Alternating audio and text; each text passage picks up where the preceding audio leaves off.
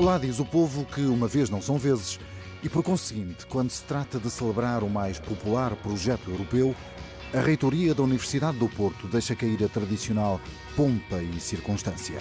Pronto, estamos mesmo na reta final das comemorações dos 30 anos do programa Erasmus. Erasmus numa palavra. É aventura. O alojamento é uma questão, realmente, é uma questão de sobrevivência. Erasmus numa palavra?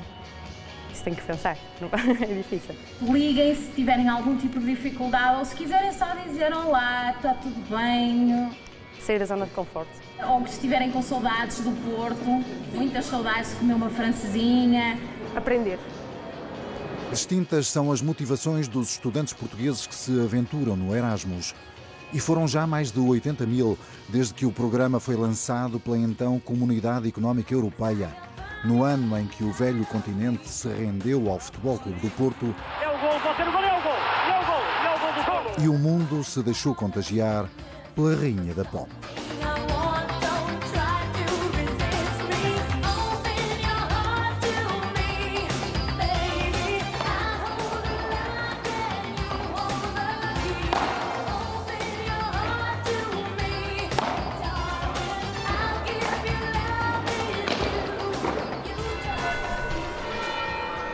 Em 1987, Amílcar Falcão estava em Coimbra, no último ano de farmácia, quando foi desafiado a participar num estágio ao abrigo de um programa europeu de intercâmbio de estudantes recentemente criado.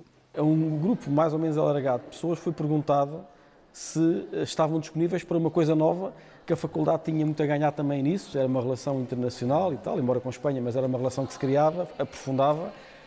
E a pergunta foi feita a várias pessoas, não sei precisar agora, mas algumas, não é? Não foi só nós. Não foi só nós e foi vocacionado, o que não é hoje, para alunos do final de curso já. E foi assim que Amílcar e Marília se cruzaram na primeira leva de estudantes portugueses Erasmus. Foram 4 meses de estágio em Salamanca, sem passar pela casa da partida. Não, a gente nessa altura também não se viajava como agora. A gente ficava... Nem telefonemas havia como hoje, nem WhatsApps, nem coisa nenhuma. Aquilo era um telefonema de vez em quando. Custava muito dinheiro. Sim. Não havia IP3, não havia IP5, não havia... Mesmo da fronteira de Fontes de Anhor até Salamanca, que agora é uma autoestrada, não era nada, era um caminho normal. Passaporte válido. Pois, tínhamos que passar a alfândega, não é? Claro, era um mundo diferente. Diferente e distante das nações ricas do restrito clube europeu que o nosso país passou a integrar em 1986, um ano antes do arranque do Erasmus. Representante de Portugal no Comitê de Educação da Europa, por indicação do ministro João de Deus Pinheiro, o paleontólogo Rogério Bordalo da Rocha tratou de vincar as diferenças junto dos responsáveis pelo programa.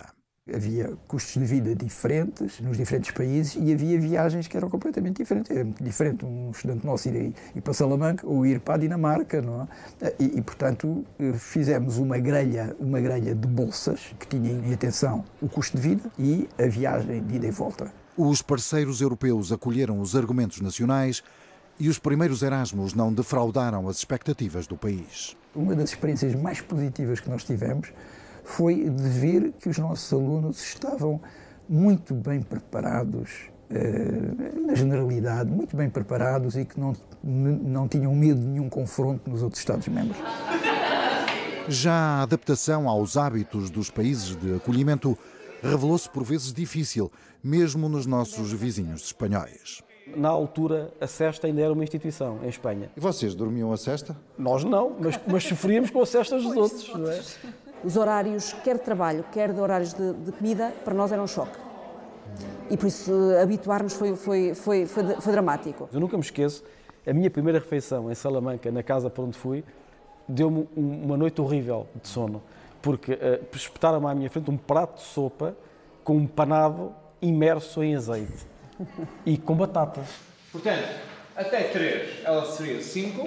Nada que tenha abalado o entusiasmo lusitano no programa Erasmus, como se depreende do estudo levado a cabo pelas investigadoras Alice Cunha e Ivete Santos, sobre os 30 anos do Programa Europeu de Mobilidade Académica. No primeiro ano letivo, 1987-88, que foi o primeiro ano de execução do programa, apenas participaram 25 estudantes portugueses. Os últimos dados que temos reportam-se ao ano letivo 2013-2014 e nesse ano já foram 7.000 os estudantes que participaram. Se formos analisar estes 30 anos do Erasmus, podemos verificar que Portugal se situa no 9º país emissor de estudantes. Até 2007, o número de estudantes portugueses Erasmus era claramente superior ao número de estrangeiros nas nossas universidades, mas a partir daí a situação inverteu-se. Em 2011, Portugal enviou 5.000 estudantes para as universidades europeias e acolheu 8.000 alunos estrangeiros, muitos deles de fora da Europa, num claro sinal de globalização do programa Erasmus. Our country is so young. We don't have all of the history and we don't have castles that we can go to in a day. It's just really interesting and it's kind of mind-opening because you see all this diversity that you don't have in the States. It's more social, I think. You sit down and have meals with more people. You see people more often than you do at home, where you can go a whole day without seeing anyone. So here it's more lively. There's more life. Não tenho bolsa de estudos cá. O que eu fiz foi trabalhar na Colômbia um ano para vir para cá para obter dinheiro. E agora estou cá. Achei muito bom que Portugal não é tão caro como o resto da Europa. Olhares distantes sobre um país e um continente que há 30 anos estava separado por um imenso muro físico e ideológico prestes a ruir. A dimensão do país cresceu para a dimensão da Europa. Temos casamentos já entre estudantes Erasmus, já há bebés Erasmus, que chamamos bebés Erasmus. Eu acho que isto abriu de facto muitos caminhos para a nossa juventude. Sentes-te um produto do Erasmus? Na medida em que és uma filha de alguém que se conheceu no Erasmus? Sim, definitivamente. Sim. Ana Figueiredo cresceu a ouvir histórias do tempo em que os pais se conheceram em Bruxelas, no ano de 1988. Formalmente sou estudante de Erasmus no mestrado em Paris. No âmbito desse mestrado houve um pequeno estágio em Bruxelas. O estágio ficou bem e depois fui fazer o doutoramento em Bruxelas e foi aí que, de facto, apanhei uma quanta gente pelo caminho, que eu acho que foi o primeiro Erasmus entrar para habitar aquela casa. Pois isto era uma dos nossos jantares que fazíamos praticamente, eram todas as semanas, ou quase todas as semanas, fazíamos jantar no quarto de alguém. Ele tinha o quarto mais pequeno, mas eu tinha o quarto maior. Quem é que aparece na fotografia? Está a Maria, que era grega, sim, Amjad, que era o nosso colega paquistanês. Uma micro-sociedade das nações, imagem de marca de um programa que muitos colam aos devaneios da juventude. Embora hajam os clichês habituais de que Erasmus é só festa, não é verdade. Muitos estudantes aproveitam realmente academicamente a sua estadia no estrangeiro e muitos deles são reconhecidos pela sua excelência académica. Prestes a seguir as pegadas dos pais em Espanha ou Itália, Ana tem naturalmente preocupações académicas relacionadas com o curso de farmácia, mas está muito mais interessada em absorver as experiências de um tempo único e irrepetível. Essas coisas só se vivem no sítio onde nós vamos e não é através da internet ou ver imagens e assim que as coisas se vivem, é mesmo estar ali no momento, no tempo. Acho que há que, de facto, aproveitar esse potencial todo que é o conhecer uma nova cultura, nova gente, novas formas de aprender, de viver, mas isto não deixa de ser uma experiência académica também, não é? Conselhos paternos que um dos mais ilustres Erasmus portugueses não escutou no já longínquo ano de 1993. Na altura, os professores desaconselharam-me, os meus pais desaconselharam-me, os meus amigos desaconselharam-me, porque, no fundo, as pessoas sentem essa resistência à mudança. Carlos Moedas é o rosto português na Comissão Europeia. Natural de Beja, rumou a Lisboa para estudar engenharia num Instituto Superior Técnico. Mal soube da existência do programa Erasmus, percebeu que o seu futuro, fosse ele qual fosse, passaria sempre pela Europa. Eu nunca na vida pensei que um dia estaria aqui e sinto-me aqui, no fundo, a pagar aquilo que devo. Ou seja, a Europa deu uma oportunidade a um miúdo de Beja, nos anos 90, com um cheque de 16.000 francos franceses para ir viver em França sem nunca ter viajado. E isso mudou a minha vida. A vida profissional e a vida pessoal. Foi em Paris que Carlos Moedas conheceu a mulher e mãe dos seus 3 filhos. Da experiência Erasmus, retém a abertura de espírito e a aceitação da diversidade, e não tanto a formação técnica que trouxe de Paris. O que é que a pessoa viveu Erasmus, o que é que aprendeu? Não é? O que é que aprendeu da disciplina, ou no caso da engenharia, será que aprendeu a fazer betão 5 ou estudos de materiais, etc. E hoje em dia as empresas perceberam que a riqueza do Erasmus não é isso, não é aprender mais uma disciplina.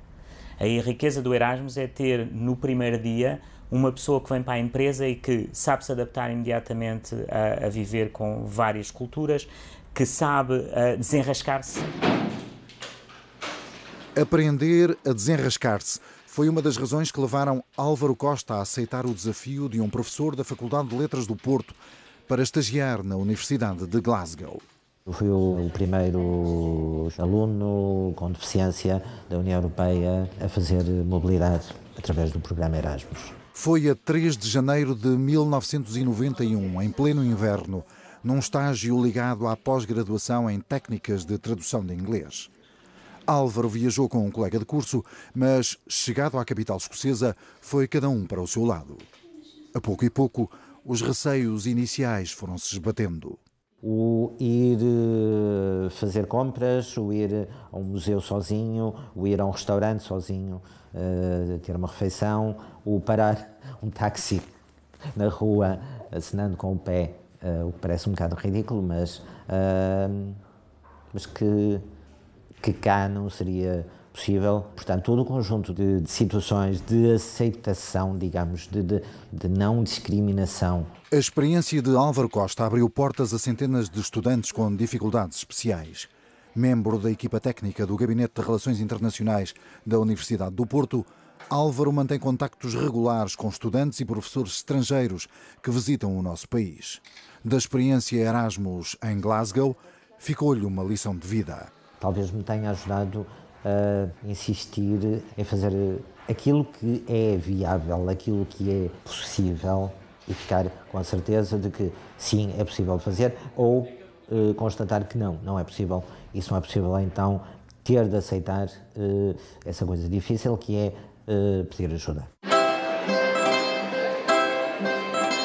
Desde o arranque, em 1987, 9 milhões de estudantes beneficiaram do programa de mobilidade, que entretanto passou a chamar-se Erasmus+, abrangendo professores e pessoal administrativo das universidades europeias. 30 anos depois, tornou-se também um instrumento político. O Erasmus é uma arma contra o populismo e contra o nacionalismo. Uma máquina de fazer bons europeus, de fazer pessoas que percebem a Europa, que gostam da Europa e que sentem quase uma necessidade intrínseca de viajar.